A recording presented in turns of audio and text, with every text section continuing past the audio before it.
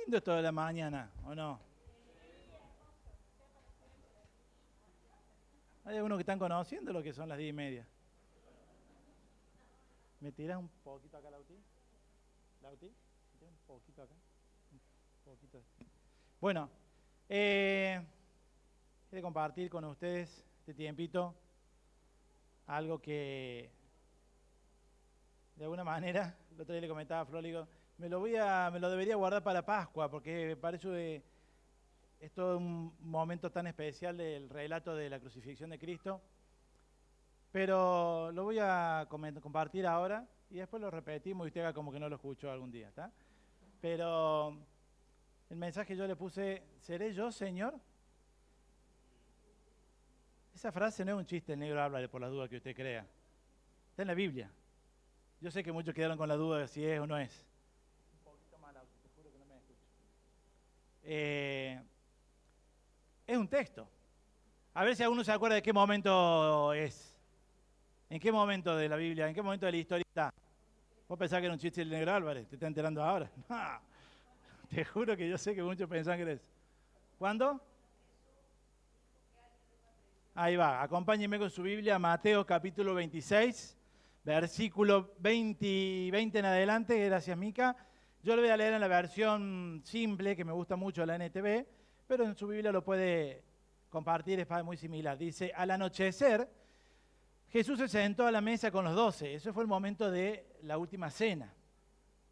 Y mientras comían les dijo, les digo la verdad, uno de ustedes me traicionará. Y ellos, muy afligidos, le preguntaron uno por uno, ¿seré yo, Señor? No confían ni en sí mismos. No sé si se entiende el concepto de la palabra. O sea, si yo me siento con usted en la mesa y vos me decís, alguno de acá me va a traicionar, yo no soy. Alguien de acá se robó una billetera. No me hago cargo. Acá los 12 tenían, decíamos, la cola sucia. Porque empezaron a preguntar uno por uno, ¿seré yo? Yo me quedo pensando hasta qué punto la relación era de confianza plena. Y entre esos, dice más adelante, dice Jesús le contestó, uno de ustedes que acaba de comer de este plato conmigo, me traicionará. Era como sutil el Señor Jesús, ¿no? Pues imagínate que si Judas justo y fue a comer, y uno del que acaba de comer, o sea, lo pongamos en la situación cotidiana, fue como irónico, porque no dijo, Judas me traicionará. El que acaba de comer, a ver, adivinen ustedes, ¿quién será? ¿Quién será?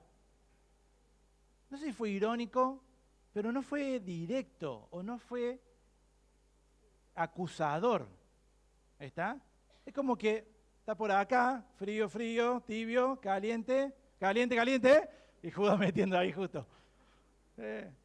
Y dice que Judas mismo dijo, más adelante, en el último, creo que es el 25, Mica, Judas, el que lo iba a traicionar, también preguntó, ¿seré yo, Rabí? ¿Seré yo, maestro?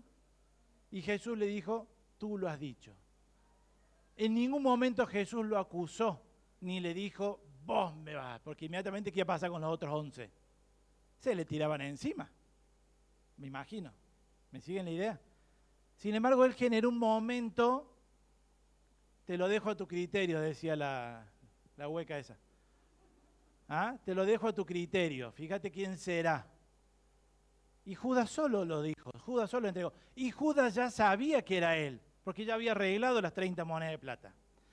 Todo este momento que yo les voy a compartir ahora va desde la última cena hasta la crucifixión de Jesús. Y ese tiempito, aunque fue una sola noche, o sea, no llega a 24 horas, pasaron muchos personajes, muchos personajes. Desde después de la última cena, ¿dónde fueron? Dice, ¿que fueron a dónde? ¿Ah? ¿A dónde fueron? Al Monte de los Olivos, al huerto de Getsemaní. ¿Ahí está? Fueron ahí. ¿Y ahí qué pasó? Si quieren hacemos todo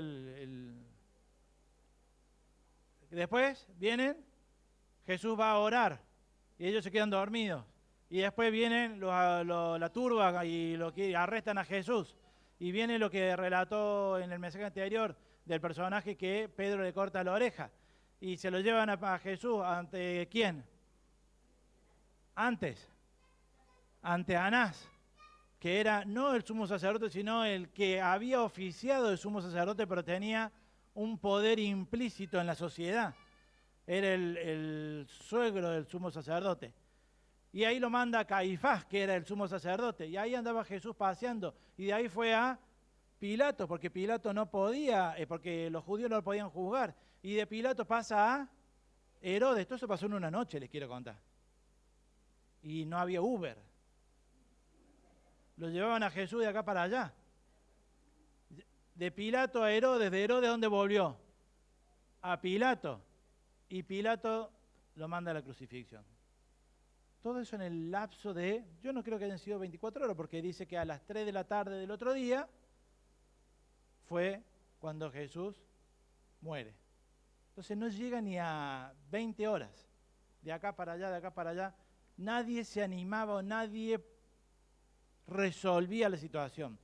Sin embargo, ahí yo voy a destacar 5 personajes a los cuales lo vamos a tratar de traer a la actualidad y compararlo con nosotros mismos. Uno de esos personajes es Judas, evidentemente. Si tenemos que poner un rótulo a Judas, ¿qué rótulo le ponemos? El traidor. Y le queda, ¿no? Le cabe. El traidor. La traición en persona. De hecho, cuando a un amigo sos un Judas. ¿Ah? ¿No es cierto? Es como el ejemplo de pobre Judas, o sea, perdió la identidad. Ya no era Judas Iscariote, el de la ciudad de Iscariot, ¿cómo se llama? Cariot era el... Iscar. Era Judas el traidor.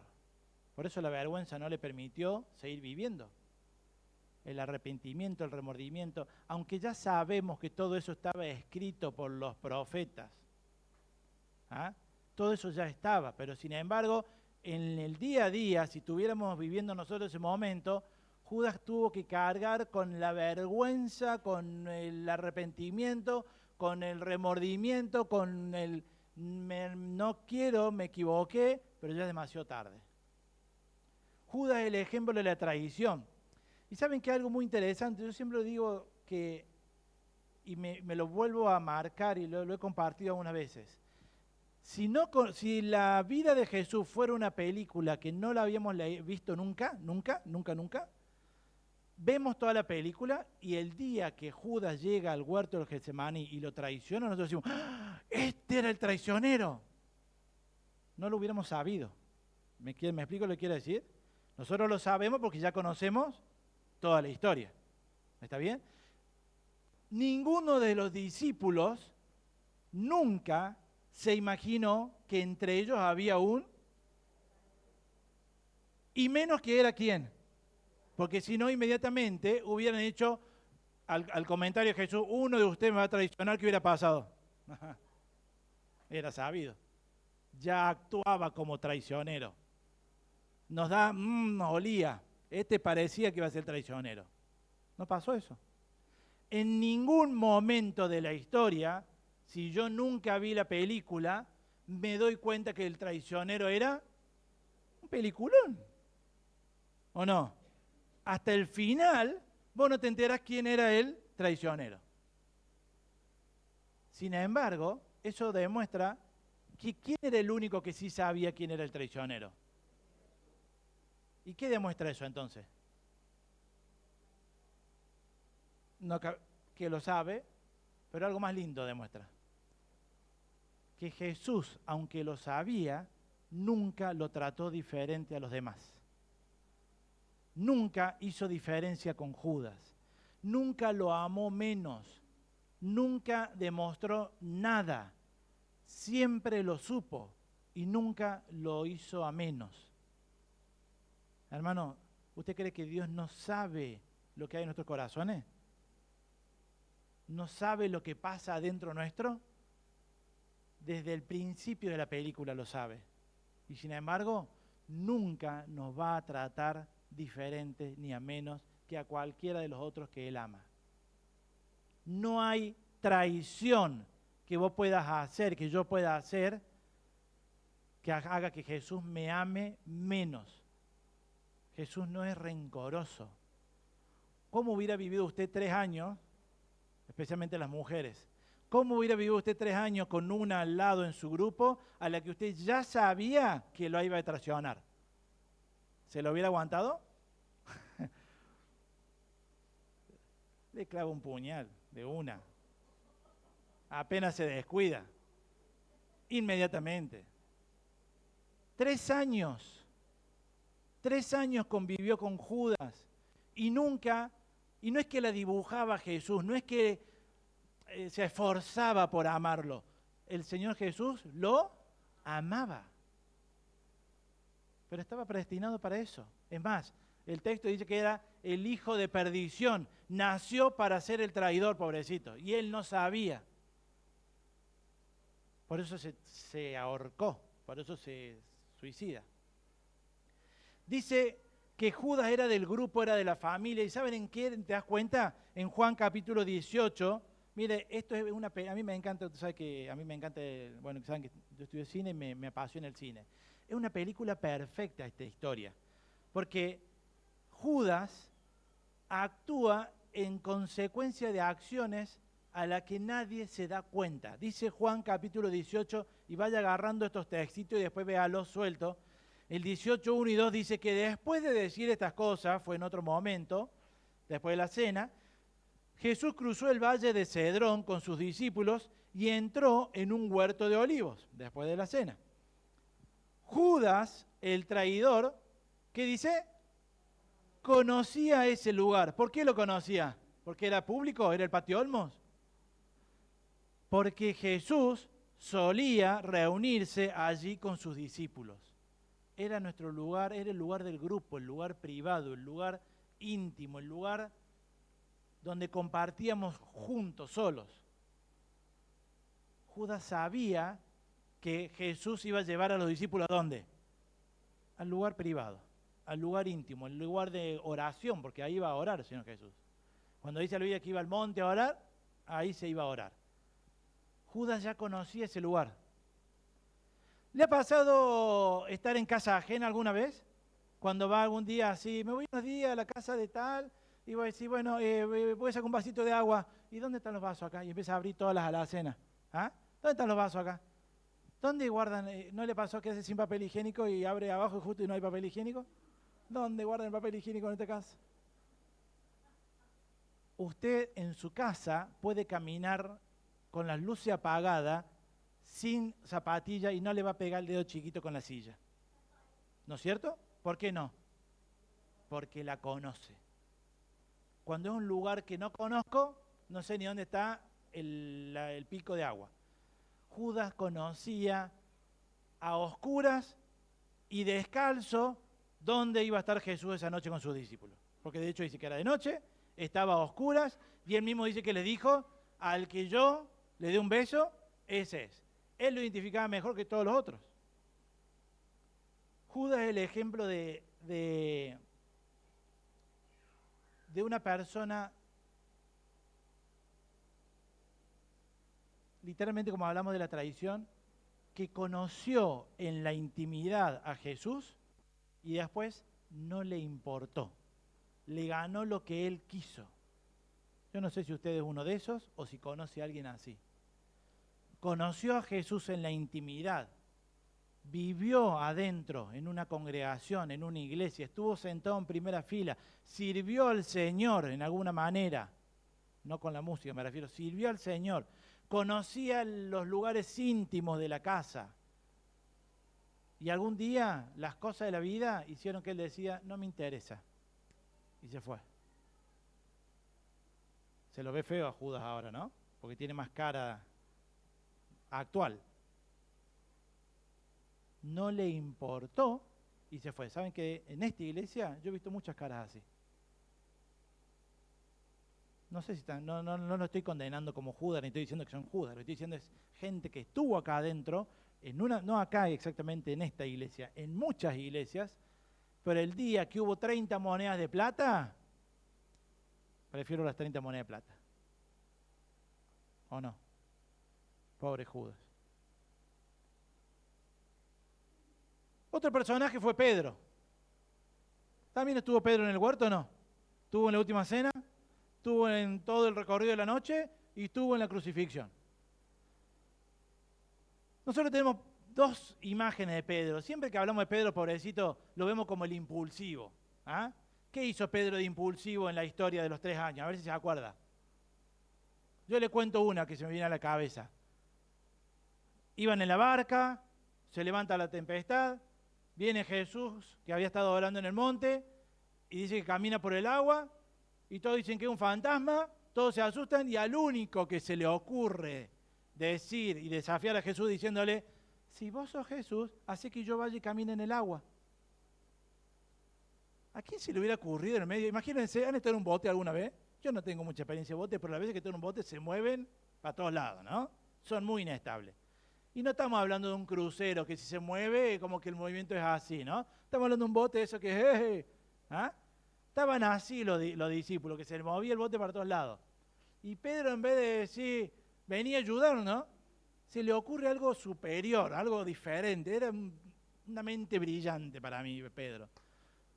Se le ocurre desafiarlo a Jesús en el medio de la situación, mientras que los otros se seguían bailando. Yo imagino la cara de los otros diciendo, ¿por qué no le pedí que calme la tormentita y con eso ya estamos? No hace falta el momento de que vos baje. 10 segundos habrán sido, no sé. Pero 10 segundos en una montaña rusa son un montón. 10 segundos cuando vos estás en el medio que se te da vuelta el bote, es muchísimo. Y Pedro se le ocurre desafiarlo a Jesús y le dice, hacé que yo camine el agua, a ver si sos vos. Y Jesús, que obviamente, bueno, vení. Y ya como impulsivamente voy a decir, ¿a quién se le puede ocurrir? A Pedro. Y así varios momentos. El otro día escuchamos el momento en el que están en el huerto y saca la espada y le arrebata un espadazo. Pero si yo te hice caminar en el agua, no necesito espadas. Le revolé un espadazo y decía que el otro corrió a la cara y le sacó oreja nomás. Porque no creo que haya apuntado a la oreja. Me imagino que el otro... ¿Se entiende por qué terminó la oreja? Iba acá, me imagino, la espada. O iba, no sé a dónde iba. Pedro tenía esas acciones impulsivas. Pero así como era impulsivo, también era temeroso. Tenía ese contraste porque en el momento que se empieza a hundir por no mirarlo más a Jesús, ¿qué dice? Ah, muchachos, yo me la arreglo solo, acá saco porque yo soy pescador y sé mucho de mar y sé nadar, obviamente puedo volver solo al barco. ¿A quién le pide ayuda? Sálvame. ¿Pedro habría sabido nadar? Se supone que sí sabría nadar. Era pescador. No me veo un pescador arriba del barco diciendo, ay, no me tiro. Pedro sabía nadar, evidentemente, pero esa tormenta le dio miedo. ¿Y a quién recurrió? A Jesús. En el momento que Jesús, ¿y cuál es el hito de Pedro en la historia de su vida? La negación. La negación de Jesús. Cuando Pedro lo niega a Jesús, ¿ustedes creen que lo hizo por impulsivo o por temeroso?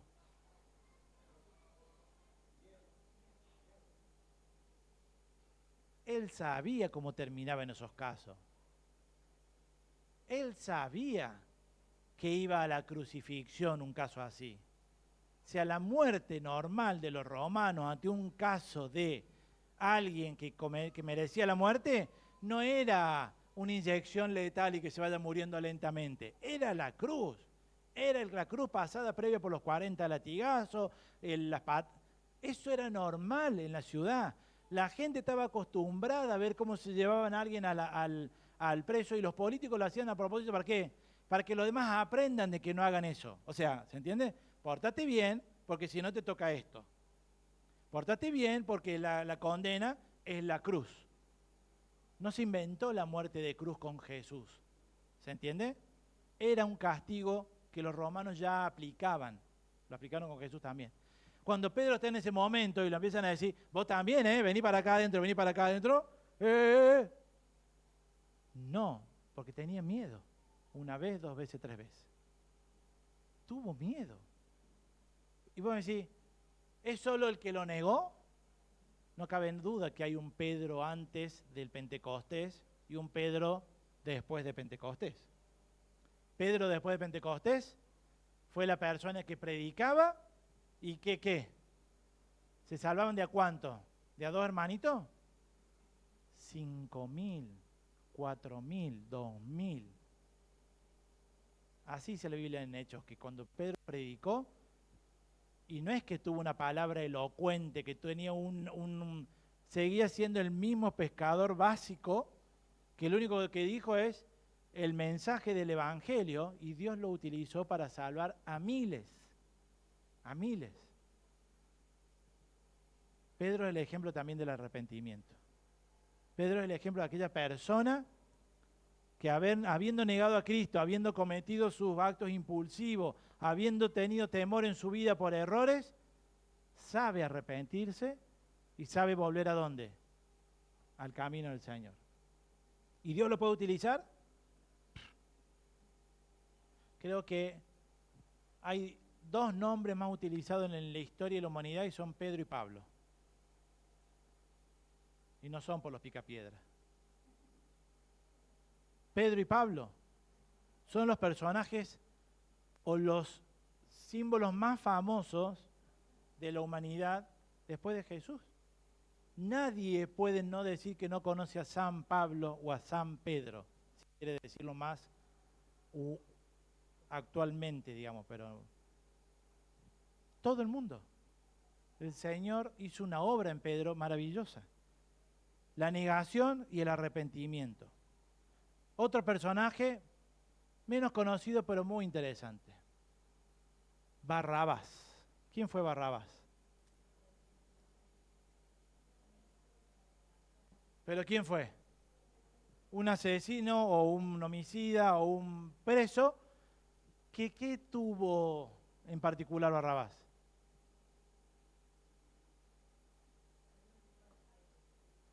Si hay una palabra a la cual a mí se me viene a la cabeza cuando pienso en Barrabás, es literalmente el ejemplo de la redención. ¿Qué era la redención? La redención era poner un animalito en lugar de mis pecados. Era poner algo en compensación de otra cosa. Eso era redimir a alguien, ¿está? O algo. Como cuando vos vas a la casa de empeño, dejas algo, te dan plata para que te lo devuelvan, ¿qué tienes que hacer? Y de vuelta poner plata y un poco más, no va a ser la misma, y te lo van a devolver, ¿no es cierto? La redención es el ejemplo más claro en la vida de Barrabás. Barrabás iba a ir directamente ¿a dónde? A donde Pedro ya sabía que iban todos, a la crucifixión. Tarde o temprano Barrabás iba a terminar ahí. Y el relato dice, les quiero compartir para que anote también Mateo 27, del 15 al 26, lo voy a pasar rapidito, dice, ahora bien, en el día de la fiesta, porque estábamos previo a la Pascua, literalmente, acostumbraba el gobernador Pilato soltar al pueblo a un preso, el que quisiera el pueblo, ¿está? Estamos hablando del pueblo de los judíos. Y tenían entonces un preso famoso. Vieron que el otro día salió que lo agarraron a no sé quién, que era un mafioso de la droga. Eso eran presos famosos, presos que salían en las noticias por reincidencia, por haber mandársela muy grande. Barrabás era uno de esos. Era un preso famoso, llamado Barrabás. Reunidos pues ellos, les dijo Pilato, ¿a quién queréis que os suelte? ¿A Barrabás o a Jesús llamado el Cristo? Porque sabía que por envidia lo habían entregado a Jesús, obviamente, ¿no? Estando él sentado en el tribunal, Pilato, acá viene un suceso que lo voy a remarcar y después lo vamos a compartir, dice, la mujer de Pilato, su mujer le mandó a decir, no tengas nada que ver con ese justo. ¿Está hablando de Barrabás o de Jesús? De Jesús. A Pilato le dijo el marido, miren cuando la mujer viene y te dice algo en el oído, voy a saber que tenés que portarte bien o hacer eso. Tenés que hacer eso, o sea, literalmente. Vino y le mandó a decir y en el oído le dijeron, no tengas nada que ver con ese justo, porque hoy he padecido mucho en sueños a causa de él, de Jesús. Pero los principales sacerdotes y los ancianos persuadieron a la multitud que pidiesen a Barrabás y que Jesús fuese muerto. Y respondió el gobernador y les dijo, ¿a cuál de los dos querés que os suelte? Y ellos dijeron a voz fuerte, a Barrabás. Barrabás iba ¿a dónde? A la muerte. ¿Y quién entró en lugar de Barrabás? Nadie fue más salvado que Barrabás en esta tierra. Porque aparentemente, por lo que cuenta la historia, por lo que no está en la Biblia, pero en los libros de historia, no menciona mucho de que Barrabás después haya sido un ejemplo de testimonio de redención o de predicar el evangelio. Aparentemente volvió a las andanzas que ya tenía. Dijo, esta es la mía, ¡pum! Salió de ahí, lo crucificaron a Jesús y él siguió con sus amigotes haciendo de las suyas. No es que su vida fue transformada, no aprovechó la oportunidad que se le presentó. ¿Ha conocido personas que se le ha presentado la oportunidad de aceptar a Cristo y no la aprovecharon? ¿Ha conocido personas que se han ido de este mundo sin haber aprovechado la oportunidad de conocer a Cristo y de aceptar a Cristo en su corazón? Ese es el ejemplo de Barrabás. No estoy diciendo que estas personas sean delincuentes, lo que estoy diciendo es no aprovecharon la oportunidad de tener un cambio en su vida. ¿Qué hubiera elegido usted? ¿El salvarse acá en esta tierra o la vida eterna? Si Jesús me hubiera redimido como Barrabás, no habría habido como el ladrón del lado de la cruz, que ese sí fue a la vida eterna y nos lo vamos a encontrar algún día allá. Pero Barrabás no. Barrabás dijo, wow, qué lindo esto, y agarró eso y nada más. Salgo de este problema, gracias a todos los líderes judíos, se fue y a las 2 semanas, seguramente volvió a caer preso de vuelta. Porque ya conocemos esa historia, el que se la manda, ¿qué pasa? Si no hay un cambio de vida a través de la salvación en Cristo, ¿puede haber cambio en esas personas? No, vuelven a lo que saben. Barrabás es el ejemplo de los que no aprovecharon la oportunidad de ser transformados por el poder de Cristo. ¿Triste? Sí. La Biblia dice que algún día, cuando estemos en el cielo, vamos a poder saber quiénes sí y quiénes no. En el cielo sabremos y nos sorprenderemos cuando vemos, mira, este no parecía, y está en el cielo, y este que parecía no está acá en el cielo. ¿Se entiende? Barrabás de rebote tuvo redención y no la aprovechó. La vio como una oportunidad en esta tierra nomás. Sacó su beneficio y se volvió a las suyas. Otro personaje. ¿Se acuerdan? Vamos por Judas. ¿Qué era Judas? La traición. Pedro, la negación y el arrepentimiento. Barrabás, la redención fallida. ¿Está? Y Pilato, el gobernador de Judea, el personaje más particular de esta historia, uno de ellos. Un personaje que representa la apariencia, un personaje que no se quiere mezclar con Jesús porque tiene que conservar sus formas, su poder, la manera en la que la gente lo ve a él. Evidentemente, el que tenía imagen de romano, o sea, que tenía la nacionalidad romana, era mejor visto en esa época que cualquier otro. Era un vulgar, era un gentil, era un judío, era cualquier cosa que no tenía los mismos derechos que un romano. Pilato no quería arriesgar ese derecho. Y mezclarse con Jesús, ¿qué hubiera significado? Meterse en el barro, ensuciarse, perder su imagen. Y recién leímos que ¿qué le dijo la mujer a Pilato? No tengas nada que ver. Saben que en los libros históricos, no en la Biblia, sino en libros históricos, especialmente en cuanto a las narradores que están dentro de las bibliotecas católicas más que nada, la esposa de Pilato, Claudia se llamaba, aparece y está de hecho beatificada por la Iglesia Católica, ¿no? Pero da a entender de que ella, ese sueño que tuvo, que no se dice más nada de qué fue el sueño, que tuvo un sueño que no la dejó dormir, que estuvo incómodo y que solamente le dio para decirle al marido, no te metas con Jesús. ¿Pilato le hizo caso? No, ¿qué hizo Pilato? ¿Qué hizo? ¿Qué es lo que hizo Pilato? ¿Por qué lo conocemos Pilato? Creo que fue el único hombre que no le hizo caso a la mujer. Se lavó la mano. Dijo, yo no quiero perder lo que he logrado hasta acá. Voy trabajando mucho para tener esta carrera profesional y lo que yo he logrado y ser hoy el gobernador de Judea, no me la juego por este. Aunque en todo el relato da a entender que Pilato no encontraba nada malo en Jesús. Y les dice a los judíos, les dice, salió otra vez, dice San Juan 18:38, y le dice a los judíos, no, yo no hallo en él ningún delito. Otra versión dice, no he hallado nada malo en este hombre. ¿Por qué lo voy a condenar? ¿Saben por qué lo condenó? ¿Por qué lo condenó? Por la presión social nada más. Si se le armaba una revuelta, iban a mandar de Roma un inspector y diciendo, ¿qué pasa? ¿No soy el gobernador? ¿Vos acá no tenés que tener todo en orden? Y se te dio vuelta el estado, la provincia. No sabes gobernar. Fuera.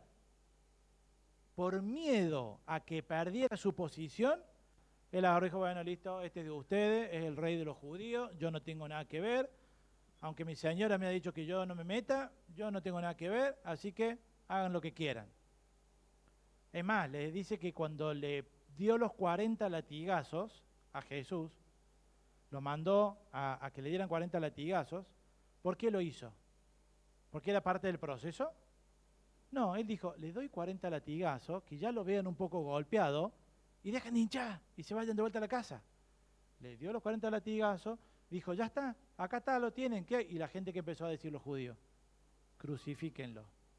Y él en vez de decir, no, listo, basta, pongo orden, no pudo controlar esa presión social de su trayectoria, de su posición, de lo que había logrado, del riesgo de perder el puesto, contra tener que lavarse las manos. Ese fue Pilato. Pilato es la apariencia. Pilato es la persona que no le da, a pesar de sus problemas, a pesar de que su mujer no duerme bien, a pesar de que su mujer pasa en situaciones difíciles, pero no se va a meter con Jesús. No quiere perder lo que él ha logrado. ¿Conoce personas en esta tierra que la apariencia le ganan más que buscar a Jesús? ¿Conoce personas que no quieren mezclarse con Jesús porque es una religión, lo quieren ver de lejos, aunque la necesidad y los problemas lo carcomen por dentro? ¿No conoce personas así? Su compañero de trabajo, su jefe, su familia, alguien que ha logrado cierto nivel económico, cierto poder y autoridad. ¿Va a venir a una iglesia? ¿Va a venir a una iglesia? ¿Lo ha visto? Raro, ¿no? Eso es Pilato. Pilato es esas personas que andan dando vueltas, que dicen, me alegra que vos vayas a la iglesia, pero yo no es para mí. ¿Se las ha cruzado? Sí, yo veo que hay un cambio en vos y te noto, la verdad que hay algo lindo, una energía linda. Energía te voy a dar. Pero no, eso no es para mí. Y vuelve a la casa y no puede dormir y los problemas lo carcomen y las situaciones no lo pueden... ¿Saben qué? Tarde o temprano Pilato después dice la historia que perdió el gobierno y hasta fue asesinado, digamos, sacrificado por el mismo Imperio Romano. Le salió mal igual. No hubiera cambiado la historia Pilato. Esto ya estaba profetizado, ¿no es cierto, Isaías? Esto ya estaba profetizado. No hubiera cambiado. Lo que estoy contando solamente es el modelo de pensamiento. Nosotros ahora sabemos toda la historia, pero Pilato es el ejemplo de la persona que la apariencia le gana más que la necesidad de buscar a Dios. No la va a perder, no la va a negociar. No me pueden ver entrando a una iglesia a mí. ¿Cómo le explico a mis amigas del club de golf que fui a una iglesia evangélica? Y no se vaya tan allá al club de golf. La vecinita nomás que barra al lado de usted. No, eso yo no. Ya te voy a ver en el infierno allá. No, bueno, haga algo. Pero por ahora va al infierno, ¿está? La apariencia le gana mucho. Y los últimos personajes,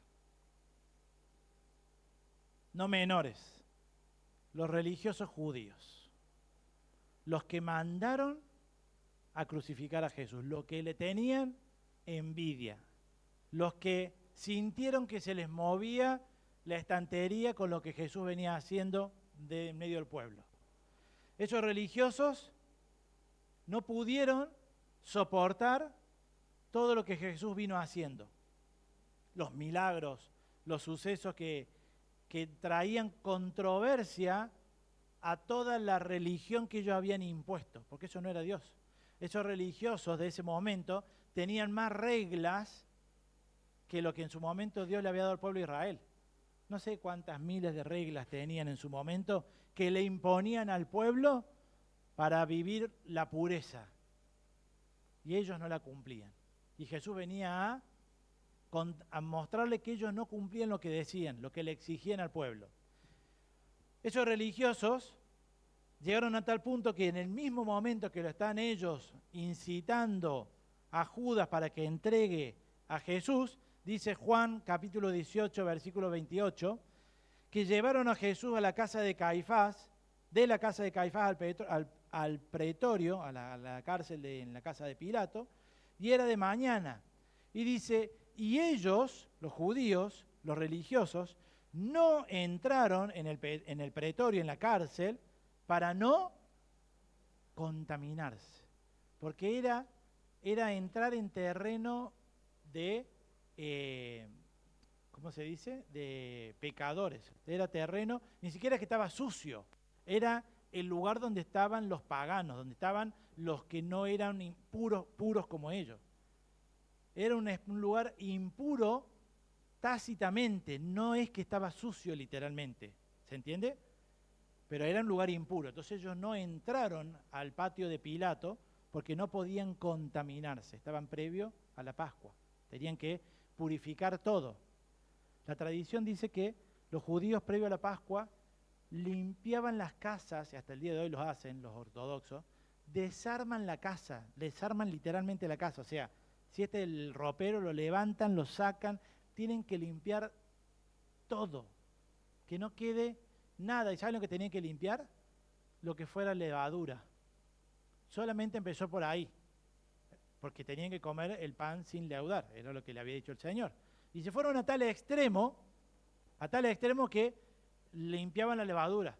Y después, como la harina era volátil, capaz que la harina se contaminó con la levadura. Entonces, si voló harina para allá, hay que limpiar allá, porque hay harina contaminada. Entonces hay que limpiar. Y como la harina volaba por todas, hay que limpiar toda la casa, hay que limpiar.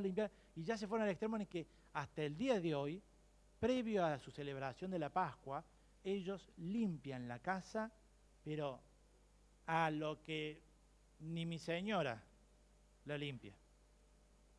Impecablemente, fanáticamente. ¿Por qué? Porque no se pueden contaminar. ¿Han visto la serie de Chosen? ¿No? Se lo recomiendo porque está muy interesante, bien hecha. Y ellos muestran un momento en el que hasta los mismos discípulos, como tenían esa tradición, previo a celebrar la Pascua en la casa, que ni siquiera era la que iban a usar, dice que la limpiaron, la estaban limpiando y moviendo, sacando las alfombras, toda la casa. Porque para ellos lo puro y lo impuro era la diferencia entre el cielo y el infierno. ¿Se entiende? Miren el extremo problemita que tenían acá. Los judíos son el ejemplo de la religión. Esos religiosos son el ejemplo de no me contamino, pero puedo vivir una vida deshonesta. Tengo mi casa impecable, pero puedo hacer cosas ilícitas sin que nadie me vea. Porque muy legales con sus negocios muchas veces no son. No eran, no son, no sé, qué sé yo. ¿Está? Los judíos son el ejemplo de aquel que te dice cómo tenés que hacer vos las cosas, pero él las hace de otra manera, sin que vos te enteres. Yo siempre digo, son aquellos que le gritan desde la tribuna a Messi cómo meter los goles. Los argentinos. Que si Messi mete el gol, estamos todos felices. Y si lo yerra, no sirve para nada Messi. Con otras palabras. ¿No es cierto? ¿Por qué? Porque evidentemente de la tribuna es muy fácil explicarle cómo se hace el gol. Ahora cuando tenés la pelota en el pie, yo que soy un habilidoso de la técnica, te tropezás con tu mismo pie y te caes solo y la pelota se va para allá. O sea, no hay forma de hacer eso. Pero de arriba te dice, ¿cómo no la metes? Muchos han ido a la cancha alguna vez, ¿no? La cancha es un coro, una alabanza al insulto. ¿A quiénes? A los jugadores que están allá abajo. A los que ellos mismos veneran y vienen a ver. Pero hablando de su madre, su abuela y todo lo.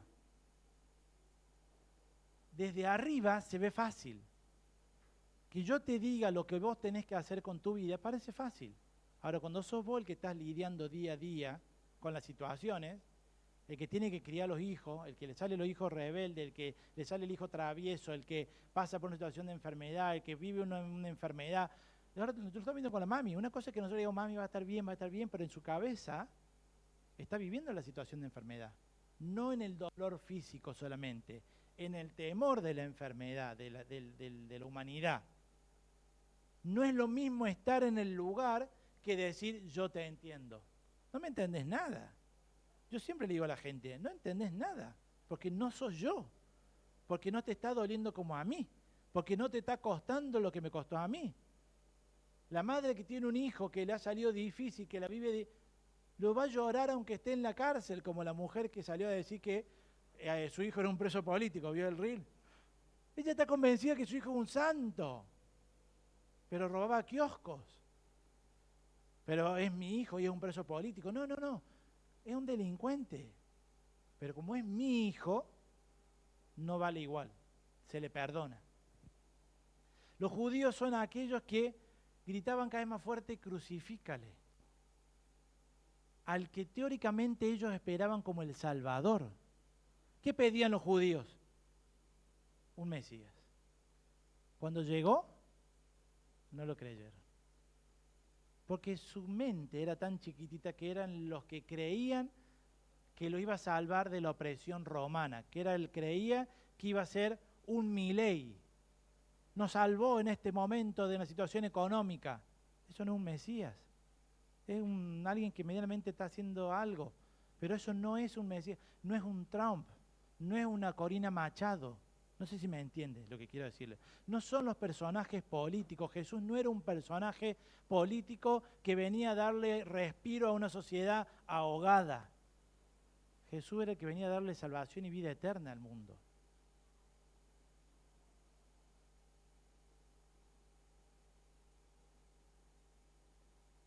Los judíos fueron tan ignorantes en ese momento que fueron capaces de decir algo que el papi siempre dice, que dijeron cuando Pilato, ellos gritaron crucifícale y Pilato se lavó las manos, Pilato le dice, yo no tengo nada que ver con esto, y los judíos gritaron, su sangre sea sobre nosotros y sobre nuestros hijos. No les importó condenar a sus hijos, nietos y todo lo que hasta el día de hoy vemos con los pobres judíos por la envidia, por el afán de crucificar a Jesús. Empeñaron su historia. No sé si se entiende lo que estoy diciendo. Empeñaron la historia de su humanidad. Hace 2000 años que los judíos no tienen paz. ¿Saben cómo se saludan los judíos uno a otro? ¿Cómo se saludan? ¿Qué significa shalom? Paz. Y no la tienen. No la tienen. ¿Saben lo que es vivir en Israel y no saber en qué momento te cae una bomba? ¿Saben lo que es vivir en una ciudad como Jerusalén en la que vos caminas y hay armamento militar por todos lados? La cúpula esa de hierro que ellos tienen, que son esos armamentos que tiran bombas para evitar los misiles. Obviamente que llevas a tu chico a la escuela, está bien, acá tenemos el motochorro, pero no es lo mismo un motochorro que te exploten misiles en la cabeza. O sea, los misiles explotan y ¿qué cae? ¿Se quedan arriba flotando las esquirlas? Van a caer en algún lado. Mi amor, vamos a construir la casa de nuestros sueños.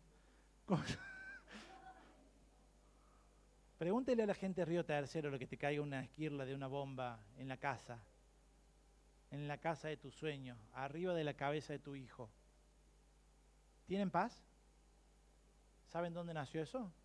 El día que le dijeron a Pilato, no te hagas drama, nosotros no arreglamos esto, vos lavate las manos, dánoslo, nosotros no lo arreglamos.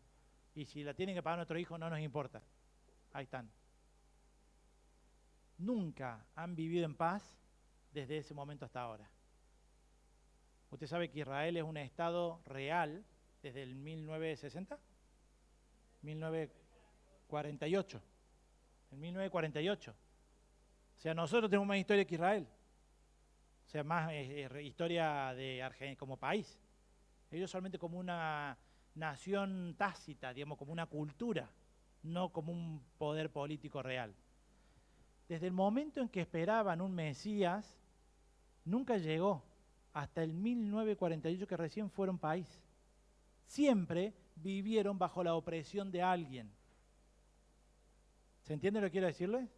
Hasta hace poquito algunos de ustedes vivían en el 48. ¿Quién vivía en el 48? ¿Alguien vivía en el 48? Algunos no se van las jóvenes, algunos tienen que estar en el...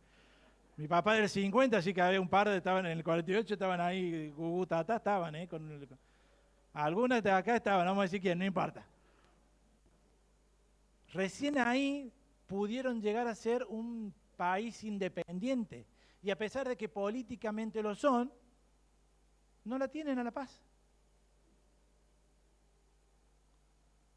¿Ha visto personas así en su vida? Personas que sueñan vivir en paz y no pueden vivir en paz. Gente que va a buscar hacer reiki, yoga, se va a la montaña, prende saumerio. ¿Qué no hace para querer tener paz y no puede vivir en paz? No pueden vivir en paz. ¿Y la va a conseguir a la paz? ¿Dónde está la paz? ¿Quién dijo que es la paz? Yo soy la paz, dijo Jesús. Ni el reiki, ni la yoga, ni nada. Ni la estabilidad económica, nada. La única paz viene de Cristo. Hermanos, hay muchos personajes en este proceso, pero me gustó agarrar esos 5 nomás, que nos reflejan diferentes tipos de personas con las que nos podemos cruzar día a día.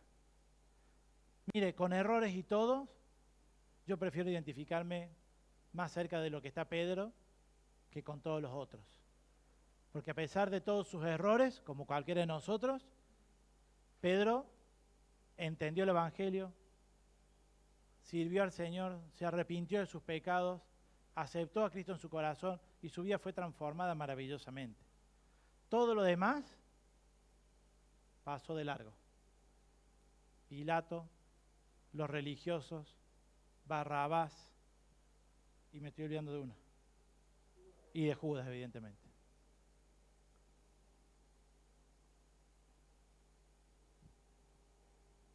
Cuando usted este año se proponga qué va a hacer de su vida, acompáñame Manu, cuando se proponga qué hacer de su vida este año y escuche que hace falta gente para algo, no pregunte, ¿seré yo, Señor? Sí, es usted. ¿Será que me tengo que bautizar? Sí, se tiene que bautizar. ¿Será que me tengo que comprometer con él? Sí, te tenés que comprometer. ¿Será que el que le tenga que ir a predicar a mi vez? Sí, vos le tenés que ir a predicar. No va a ir otro. No va a ser otro. Somos nosotros, cada uno. El Señor nos habla individualmente a cada uno de nosotros a hacer la diferencia con la vida de las personas. ¿Cómo serán salvos si no hay quien les predique?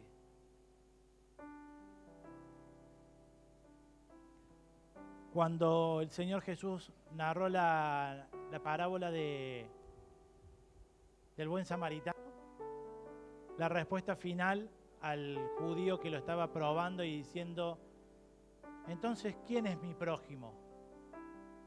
Le pregunta a Jesús y le dice, el judío le contesta, el que hizo bien con el hombre, el que lo ayudó al hombre, ese es mi prójimo. Y Jesús le contesta, ve y haz tú lo mismo. Anda vos y ayúdalos también a los otros. Andá vos y accioná. Andá vos y hacé.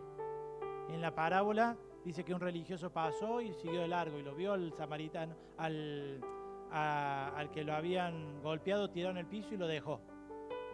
Y pasaron otros también que podrían haberlo ayudado y dijeron, no tenemos tiempo, pasaron de largo. Hasta que vino un enemigo, un samaritano del judío, y fue el que Dios utilizó para ayudarlo.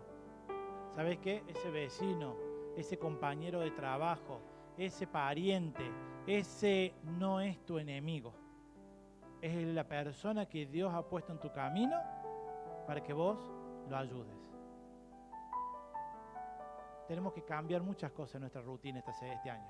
Si volvemos a hacer lo mismo, va a ser lo mismo. Si yo no activo cambios en mi vida, las cosas van a volver a pasar.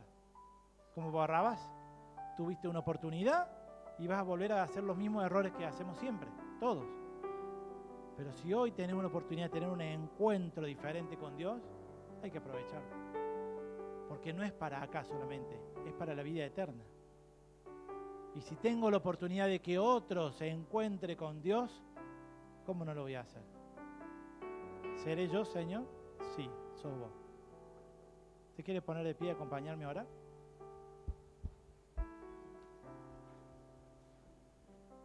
Son muchas las cosas que, como hijos de Dios, a veces sentimos que se nos demanda. Pero cuando vivimos la vida en relación cercana con el Señor Jesús, no se siente como un peso. No sienta la vida cristiana como una religión pesada. Tengo que hacer esto, tengo que orar 2 veces por día. No, es una amistad con Dios. ¿La amistad se disfruta o se sufre? Se disfruta. La relación con Dios tiene que ser una amistad, algo que yo disfrute cada día, que sea yo el que quiere ir a buscar el pasar tiempo con Él. Y la consecuencia de esa amistad, evidentemente, va a traer sus frutos. Si una amistad es solamente que yo voy a esperar que el otro me dé, que el otro haga por mí, eso no es una amistad, eso es un interés. Y muchas veces nosotros somos interesados con Dios. No queremos una relación con Dios, queremos un proveedor, queremos un salvavidas, queremos un paraguas, queremos alguien que nos saque del apuro en ciertas situaciones. Yo tengo que buscar una relación con Dios, una amistad, una confianza que me lleve a poder tener la tranquilidad de que yo puedo acercarme confiadamente al trono de la gracia para recibir el oportuno socorro. No cuando estoy solamente necesitando socorro. Tómese un minutito en su cabeza, en su oración individual con el Señor. Y primeramente, yo creo que todos tenemos que pedirle perdón al Señor. Porque hemos actuado muchas veces como cualquiera de los otros personajes. Hemos sido religiosos, lo hemos traicionado, lo hemos negado, nos hemos lavado las manos, nos hemos querido esconder de esta religión, de esta aparente religión. No hemos querido salir de acá. Y como Jesús, viendo a Pedro en el patio, luego de que cantó el gallo, dice que esa mirada fue indescriptible, porque no fue ni de condenación, ni fue de yo te lo dije. Fue una mirada de aquí estoy yo, sigo siendo Dios, para ayudarte, para salvarte. El poder de Cristo para resucitar no se acabó porque Pedro lo negó.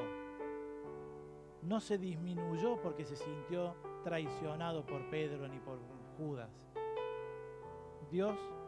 Jesús siguió siendo Dios a pesar de todas esas situaciones. Dios no va a dejar de ser Dios en tu vida a pesar de que tomemos decisiones equivocadas, a pesar de que no nos comprometamos muchas veces a buscarle y a servirle y a generar nuestra relación con Él como Él quisiera, como Él le gustaría o lo que Él tiene planeado para nosotros. Sin embargo, muchas veces somos nosotros los que no dedicamos un corazón sincero a tener esa intimidad con Él. Tómese un minuto a sola con el Señor. Dígale lo que tenga que decirle.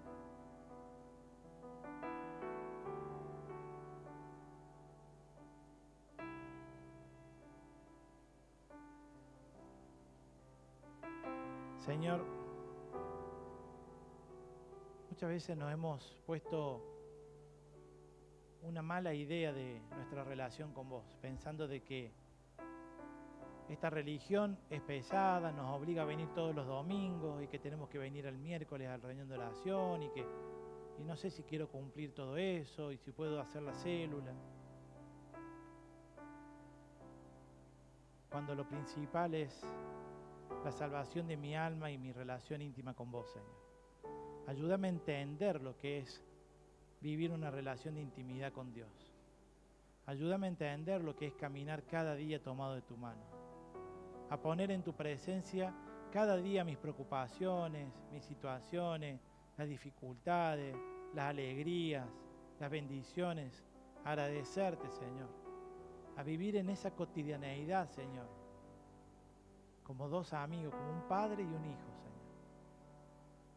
Señor. Perdóname porque muchas veces me he desviado de eso por diferentes situaciones, por miedo, por temor, por el qué dirán, por vergüenza.